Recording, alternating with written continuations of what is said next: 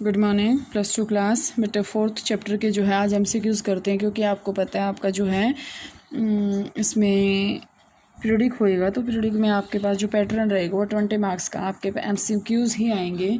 और एमसीक्यूज़ में ही आप क्या करेंगे, उसको पेपर को अटैम्प्ट करेंगे और वो ही आपके इंटरनल मार्क्स जो हम लगाएंगे। तो एनसीईआरटी के ही क्वेश्चन कर रहे हैं। तो देखो एमसीक्यूज़ क्योंकि आपके एग्ज़ाम में आते भी हैं। फर्स्ट क्वेश्चन आपके पास है, the role of a catalyst is to change. जो कैटलिस्ट का रोल होता है वो चेंज क्या करता है, gives energy of reaction, enthalpy of reaction, activation energy of reaction या इक्विलिब्रियम कांस्टेंट। देखो एक्टिवेशन एनर्जी को चेंज करेगा तभी जो रिएक्शन है वो स्पीड में होगी। तो इसका आंसर क्या आएगा, एक्टिवेशन एनर्जी ऑफ रिएक्शन। अगला क्वेश्चन आपके पास आता है, in the presence of a catalyst the heat evolve और एब्जॉर्ब ड्यूरिंग द रिएक्शन।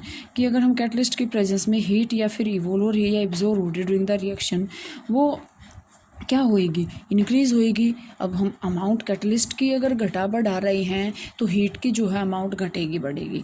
लेकिन एक कैटलिस्ट हमने ले लिया, वो हीट इवोल्व है, वो इंक्रीज़ होएगी डिक्रीज होएगी, रिमेन अनचेंज्ड या में इंक्रीज और डिक्रीज, वो क्या रहेगी, अनचेंज रहेगी। वो कोई भी चेंजमेंट उसके अंदर नहीं आएगा। Activation energy of a chemical reaction can be determined by.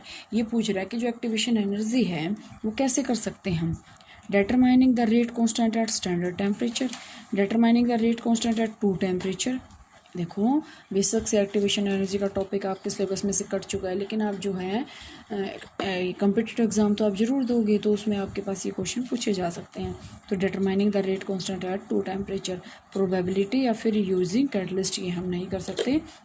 तो यहाँ से आपके पास क्या आएगा, determining the rate constant eight 2 temperature, कि अलग अलग टेम्परेचर पे हम रेट कांस्टेंट को डिटरमाइन करेंगे। हमने फिगर ये जो है इसने डायग्राम दे दिया, और energy reactant product A1 A2, activation energy given है। Activation energy forward reaction is E1 plus E2 and product is less stable than reactant. देखो यहाँ से कि यहाँ से आपको पता है higher energy lower stability, lower energy high stability, 11th वाला सेम टॉपिक है। तो रिएक्टेंट की एनर्जी क्या है, लो है, प्रोडक्ट्स की एनर्जी क्या है, हाई है। तो इसका मतलब यहाँ पे क्या है, यहाँ पे ये क्या हो जाएंगे, कम स्टेबल हो जाएंगे। तो आपके पास एक्टिवेशन एनर्जी क्या हो जाएगी, फॉरवर्ड की E1 प्लस E2, और प्रोडक्ट आपके पास क्या होएगा, लेस स्टेबल। ठीक है। इसके बाद जो है यहाँ से ये जो क्वेश्चंस हैं ये थोड़ा सा अलग हैं, और अलग क्या है वो उसी से रिलेटेड है जो आपका सिलेबस कटा है। तो अभी हम एक बार यहीं कर लेते हैं। अब यहाँ से क्वेश्चन देखो, ये क्वेश्चन है, which of the following graphs represent exothermic reaction. कौन सा ग्राफ जो है, 3 ग्राफ गिवन है, reactant, activated, complex, products. Second आपके पास है reactant, activated, complex, product. Third graph है रिएक्टेंट, प्रोडक्ट। तो यहाँ से ये पूछ रहा है कि एक्सोथर्मिक रिएक्शन कौन सी है, तो ये सिर्फ ये वाला ग्राफ है इसमें जो आपके पास है एक्सोथर्मिक रिएक्शन है। क्यों है, क्योंकि यहाँ पे रिएक्टेंट जो है प्रोडक्ट्स की जो एनर्जी है वो कम है। ठीक है। इसके बाद आपके पास नेक्स्ट क्वेश्चन आता है, rate law for the reaction A + 2B gives you C found to be. Rate law आपके पास है, rate is equal to KAB, concentration of reactant B is doubled, B की कंसनट्रेशन को डबल कर दिया। तो यहाँ से ये पूछ रहा है, keeping the concentration of A constant, A की कंसनट्रेशन को सेम रख दिया, the value of rate constant will be same, क्योंकि डायरेक्टली किसके ऊपर डिपेंड रहेगी, A के ऊपर, A की कांस्टेंट है, तो आपके पास जो रेट लॉ भी क्या आएगा, सेम रहेगा, रेट कांस्टेंट सॉरी। अगला क्वेश्चन है, which of the following statement is incorrect about the collision theory of chemical reaction. Chemical reaction collision theory के अबाउट जो है कौन सा टॉपिक ठीक है, इसमें कौन सा पॉइंट आपके लिए स्टेबल है।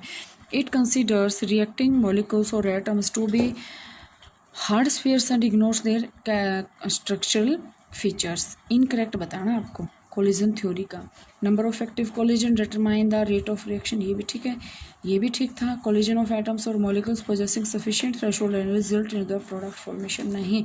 अगर हम एक्टिवेशन एनर्जी दे देंगे तो भी वो कोलिजन करेंगे। ये क्या कह रहा है, थ्रेशोल्ड एनर्जी अगर किसी के पास है तो वही क्या करेंगे, प्रोडक्ट फॉर्मेशन में पार्टिसिपेट करेंगे। लेकिन ये स्टेटमेंट गलत है, क्योंकि अगर हम किसी को मॉलिक्यूल्स को अगर हम एक्टिवेशन एनर्जी भी दे देंगे, कैटलिस्ट डाल देंगे, तो वो भी क्या कर देगा, यहाँ पे उसमें प्रोसीड करेगा।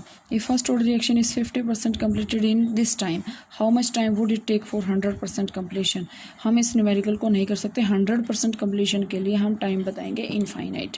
50% कम्प्लीशन इतने में हो रही है तो इनफाइनाइट ही बताएंगे हम 100% के लिए। अगला क्वेश्चन आपके पास है कि compound A and B react according to the following chemical reaction, A + 2B gives you 2C.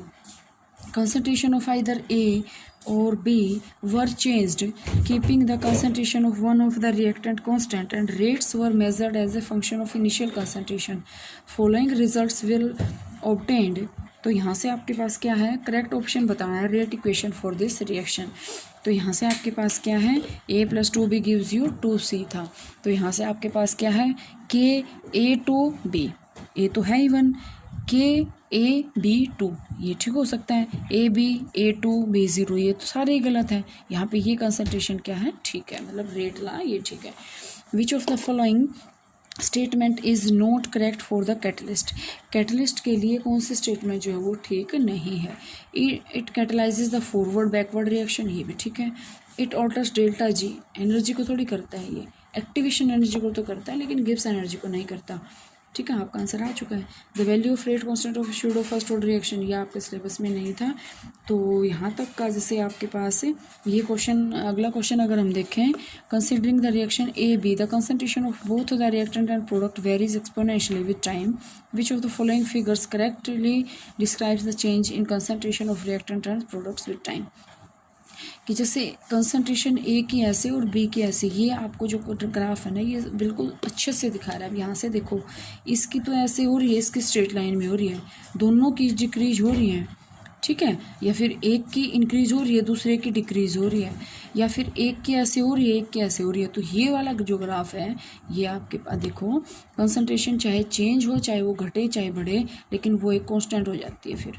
तो उसको जो है ग्राफ को अच्छे से हम मानते हैं, इसमें आपके पास है यही आएगा। तो आप इन क्वेश्चंस को करो, और जो है आज आपका टेस्ट भी है तो आप इसको अच्छे से जो है कर लेना।